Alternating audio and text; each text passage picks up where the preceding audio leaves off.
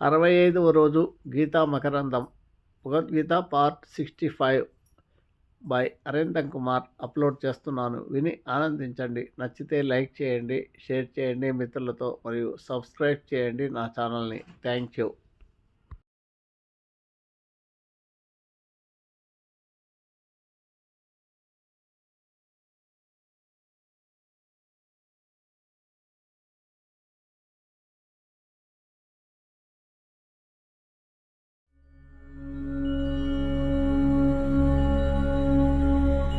Lakkaraju Muralidhar Rao astro and remedies ఛానల్కు subscribe చేసుకోండి. శ్రీ గురుభ్యో నమః. గీతా మకరందంలో 65వ రోజు. వ్యాసాయ విష్ణురూపాయ వ్యాసరూపాయ విష్ణవే నమో వై బ్రహ్మనిధయే వాసిష్ఠాయ నమో నమః.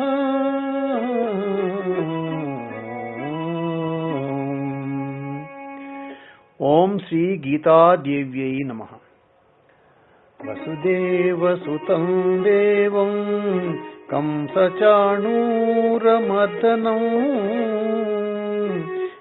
దేవకీ పరమానందం కృష్ణం వందే జగద్గురు.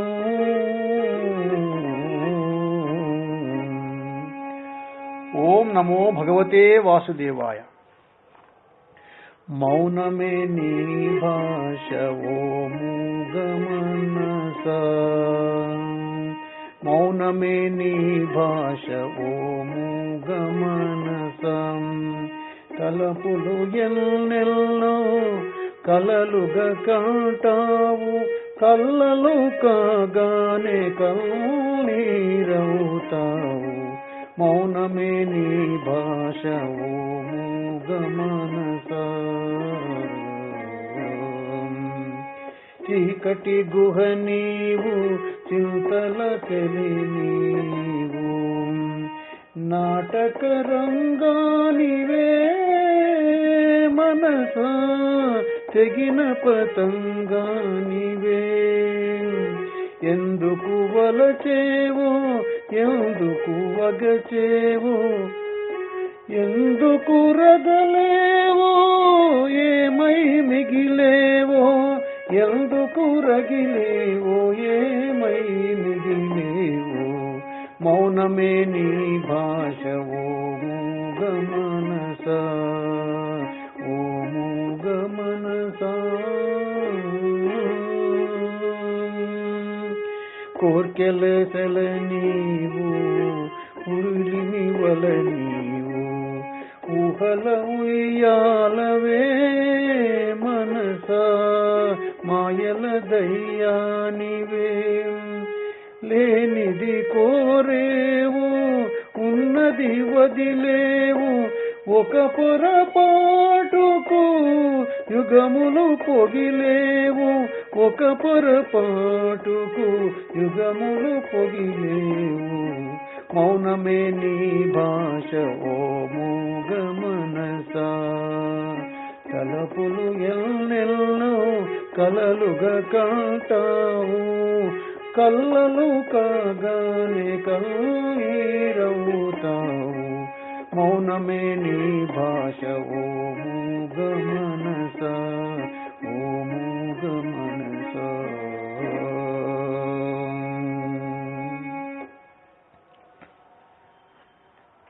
ఇక మూడవ వాడు నిత్యశంకితుడైన, సంశయచిత్తుడైన, సందేహాల పుట్ట. మనిషికి సంశయము ఎప్పుడొస్తుంది?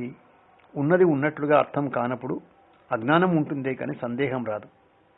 ఒకటి అనేకంగా అర్థమయ్యేటప్పుడు వాటిలో ఏది సత్యమో అర్థం కాక సందేహం పుట్టుకొస్తుంది.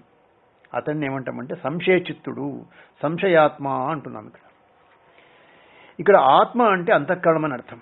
ఎవరి చిత్తంలో నిరంతరం సందేహాలు నిండి ఉంటాయో ఆయననే సంశయచిత్తుడు, సంశయాత్మ.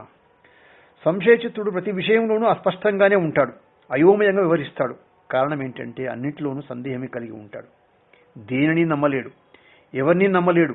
స్నేహం కావాలనుకుంటాడు, స్నేహితుని నమ్మలేడు. ఎందరితో స్నేహం చేసినా ఏ ఒక్కరిని కూడా నిలుపుకోలేడు. మిత్రుల్ని సందేహించే స్వభావమే మిత్రులు లేకుండా చేస్తుంది ఆయనకు. సందేహం అనేది ఉన్నదానిని చూడనివ్వకపోవడమే కాక లేని దానిని ఉన్నట్లు చూపిస్తుంది. ప్రతి చోట అనుమానమే, ప్రతి మనిషి పైన సందేహమే. ఇది అలవాటు కాదు, చిత్తానికి పట్టినటువంటి జాడ్యం. అది మనసుకు సంక్రమించినటువంటి రోగం లాంటిది. సంశయ చిత్తుడు సంతోషంగా ఉండలేడు, ప్రక్క వాళ్ళని సంతోషంగా ఉండనివ్వడు కూడా. రోగం పోవాలి అంటే మందించేటువంటి ఆ మందు ఇచ్చేటువంటి వైద్యుడిని మనం నమ్మాలి. మొట్టమొదట వాస్తవం చెప్పాలంటే తనను తానే నమ్మడు ఆయన. తననే తాను నమ్మలేని వాడు గురువుని నమ్ముతాడా చెప్పండి? గురువుని నమ్మలేని వాడు శాస్త్రాన్ని నమ్ముతాడా? గురువును శాస్త్రాన్ని సందేహించేవాడు సత్యాన్ని ఎలా గ్రహిస్తాడు? అసలు సత్యాన్ని గ్రహించలేని వాడు అసత్యంలో కూరుకుపోయి నశించిపోతాడు. జ్ఞానం లేనివాడు నశిస్తాడు, శ్రద్ధ లేనివాడు నశిస్తాడు, సందేహ చిత్తుడు కూడా నశిస్తాడు. ఈ ముగ్గురు కూడా నశించేవారే అయినా వీరిలో సంశయ చిత్తుడే నికృష్టుడు కాబట్టి అతని గురించి ఎక్కువగా చెప్పడం జరిగింది ఇక్కడ. ఈ ముగ్గురులో సంశయాత్మ పాపిష్ఠుడు అన్నారు కాబట్టి అందరిని సందేహించడమే కానీ ఎవరిని నమ్మడు కాబట్టి ఈ లోకంలో సుఖపడలేడు ఆయన. పరలోకం ఒకటి ఉంది అని నమ్మడు కాబట్టి దాన్ని పొందడానికి సాధన చేయడు కాబట్టి పరలోకం సాధ్యం కాదు. ఇక సుఖం అనేది అతడి జీవితంలో కేవలం కుందేటి కొమ్మని అయిపోతుంది అనమాట. కాబట్టి కుందేటి కొమ్మి అయిపోతుంది కాబట్టి ఒకవేళ సుఖం కారణం ఉండి సుఖం కలిగినా ఇది సుఖమేనా అని సుఖాన్ని కూడా అనుమానిస్తాడు ఆయన. సంశయచిత్తుడు సుఖపడలేడు కాబట్టి సర్వ వినాశ కారణమైనటువంటి సంశయ చిత్తాన్ని సాధకుడు దూరం చేసుకోవాలి అనే విషయం ఇక్కడ మనకు భగవానుడు గుర్తు చేస్తూ, ఎందువల్ల అనే విషయాన్ని 41వ శ్లోకంలో గుర్తు చేస్తున్నాడు. యోగ సంన్యస్త కర్మాణాం జ్ఞాన సంచిన్న సంశయం ఆత్మవంతం న కర్మాణి నిబధ్నంతి ధనంజయ.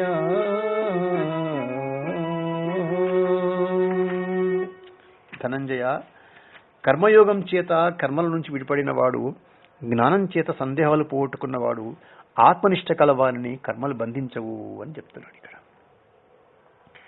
అర్జున, కర్మలను యోగంచే సన్యసించిన వాడు, జ్ఞానంచే సంశయాలను నివృత్తి చేసుకున్నవాడు, ఆత్మనిష్ఠుడు అయినటువంటి జ్ఞానిని కర్మలు బంధించవు. కర్మాణి న నిబధ్నంతి అంటున్నాడు భగవంతుడు. కాబట్టి ఇక్కడ ఈ విషయాన్ని జాగ్రత్తగా మనము పట్టుకునే ప్రయత్నం చేయాలి. దీంట్లో మనకు ఏ విధంగా అయితే అగ్నిశిఖలతో ప్రకాశిస్తూ జ్వలిస్తున్నటువంటి పర్వతాన్ని మృగాలు పక్షులు చేరలేవో అదేవిధంగా బ్రహ్మవిధులైనటువంటి వాణి యొక్క దోషాలు కూడా ఎప్పుడు చేరలేవట.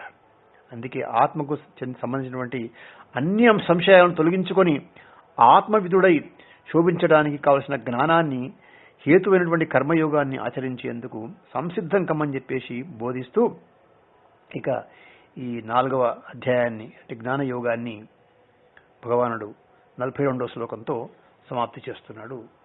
ఈ శ్లోకంతో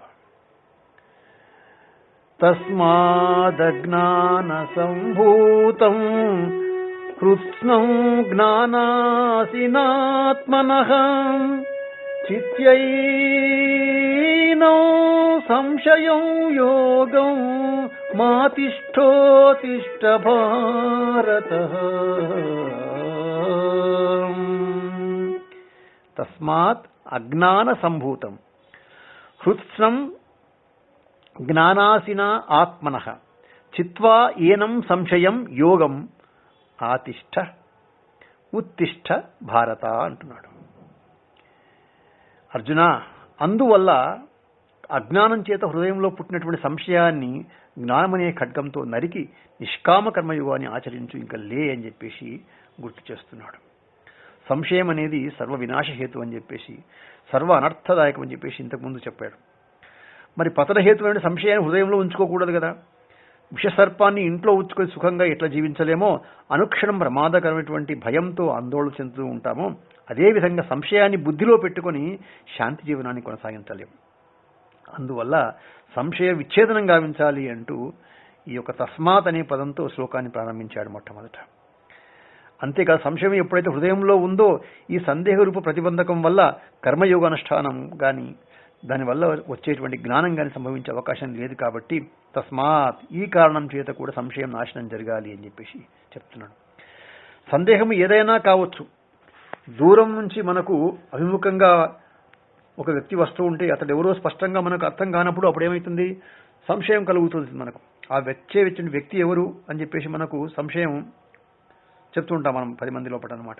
ఈ విధంగా సర్వానర్థ హేతువైన సంశయ శత్రువు బయట లేదు, దూరంగా లేదు, లోపలే ఉంది, మనలోనే ఉంది, హృదయంలో ఉంది. అంటే ప్రతి మనిషి బుద్ధిలో కూడా చేరిపోయింది. సంశయమోహాదులన్నీ అజ్ఞానం నుంచే పుడతాయి. అజ్ఞానం హృదయగతం, సంశయం కూడా హృదయగతం. సంశయం అనే బిడ్డకు అజ్ఞానం తల్లి ఉన్న చోటనే బిడ్డ ఉంటుంది. అజ్ఞానం కారణంగా ఉంది, సంశయం కార్యరూపంలో విచిత్రంగా విజృంభిస్తూ ఉంది. కారణరూపమైనటువంటి అజ్ఞానాశనం వల్లనే కార్యరూప సంశయం విచ్ఛేదమవుతుంది. అజ్ఞానం చేసినటువంటి సంశయం హృదయగతంగా ఉన్నందువల్ల హృదయ చేసినటువంటి ఆత్మజ్ఞానం చేతనే కార్యరూపం సంశయంతో సహకారణ రూపంలో అజ్ఞానాన్ని నశింపచేయాలంటున్నాడు. ఇది ఎట్లా ఉంది అంటే, అజ్ఞాన సంభూతమై హృదయస్థంగా ఉన్నటువంటి సంశయం ఏ రూపంలో ఉందో తెలుసా? దోషపూరితంగా ఉంది, అది శోకమయంగా ఉంది, మోహ జాడ్యంతో కూడుకుని ఉంది అంటున్నాడు. కాబట్టి ఇది ద్వైత భ్రాంతిలో కొట్టుమిట్టాడుతుందట. హృదయాన్ని ఒక భయంకర అరణ్యంగా మార్చేసింది. శాఖోపశాఖలుగా విస్తరించినటువంటి అభిమాన వృక్షాలతో దారులన్నీ మూసేసింది.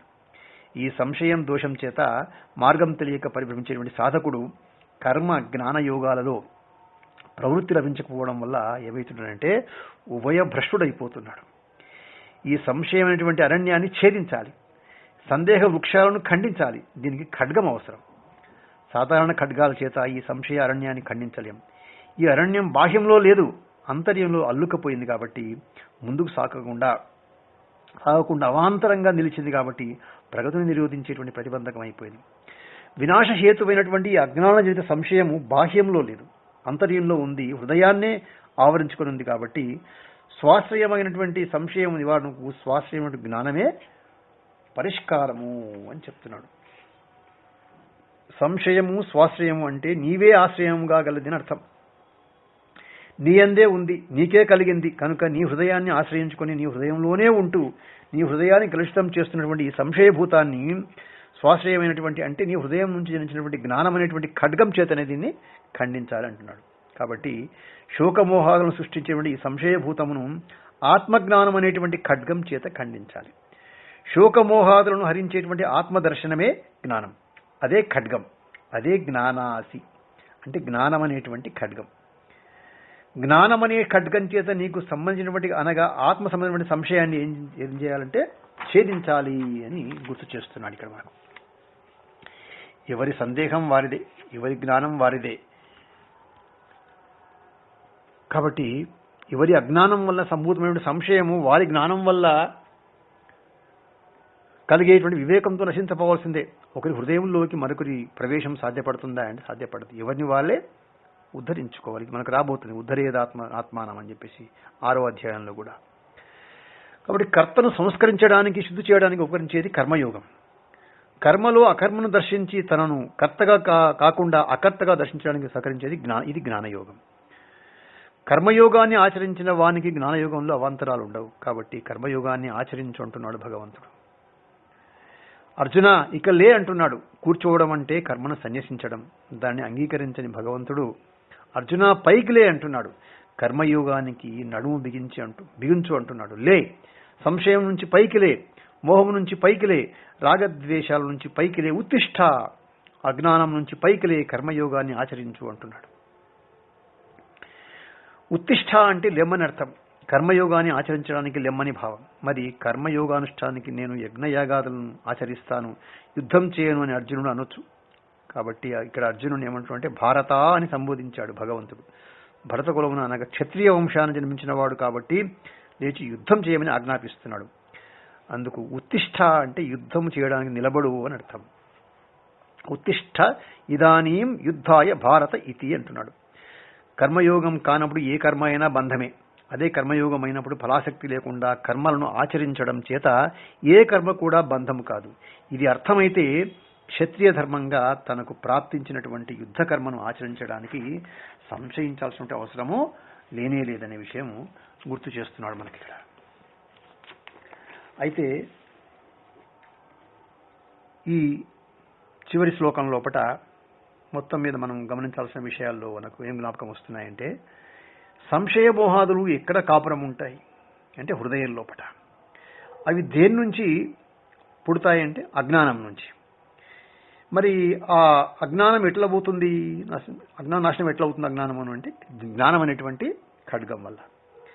మరి అట్లు అజ్ఞానాన్ని నశింప చేసుకున్న తర్వాత మహనీయులు సామాన్యంగా ఏం చేస్తారు వాళ్ళు అంటే, వాళ్ళు లోకంలో ఉన్నటువంటి ఉపకారం కొరకు, లోకోపకారం కొరకు నిష్కామ కర్మయోగాన్ని వాళ్ళు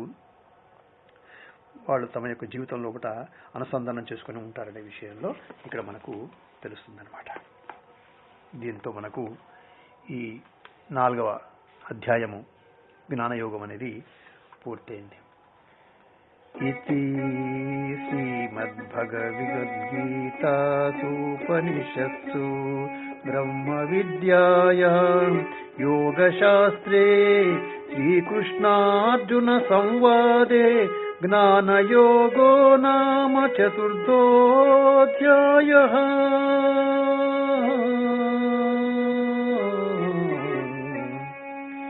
ఈ విధంగా ఉపనిషత్తులు, బ్రహ్మ విద్య, యోగశాస్త్రము, శ్రీకృష్ణార్జున సంవాదమైనటువంటి భగవద్గీత యందు జ్ఞానయోగమైనటువంటి 4వ అధ్యాయం అనేది సమాప్తమైపోయింది.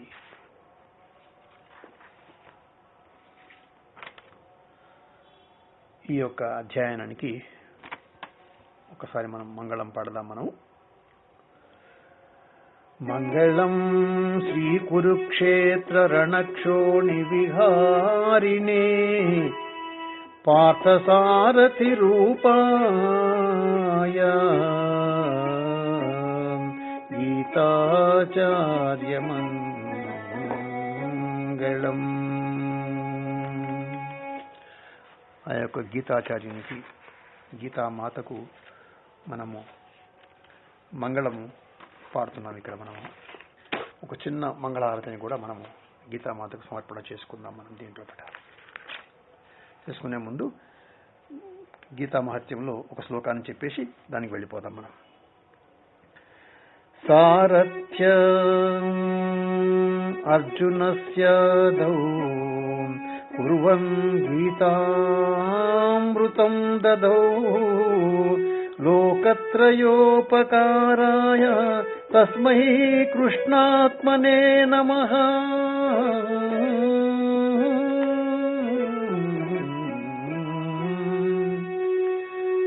పావన గీత మాతా, పావన గీత మాతా, జయ మంగళహారతి గైకొనుమా. పావన గీత మాతా, భక్త జనావనే బంధ విమోచనే ఔమా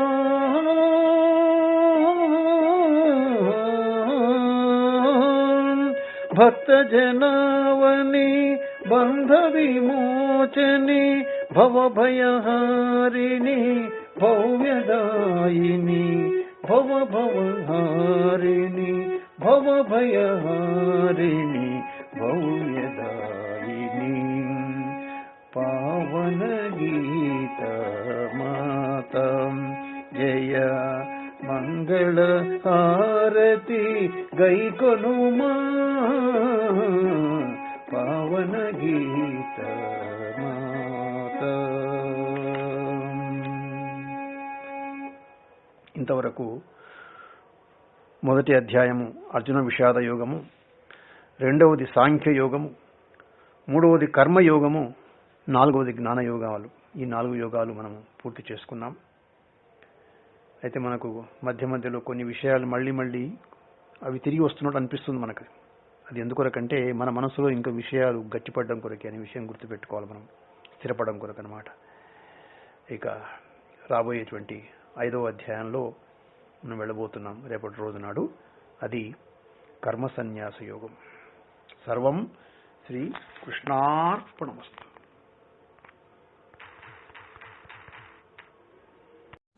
మీకు నా వీడియో కనుక నచ్చితే లైక్ చేయండి, షేర్ చేయండి. ఈ వీడియో కింద ఉన్న బెల్ ఐకాన్ను క్లిక్ చేయడం ద్వారా నా ఛానల్ను సబ్స్క్రైబ్ చేసుకోండి. దీనివల్ల మీకు నా వీడియోలు అందుబాటులో ఉంటాయి. Thank you.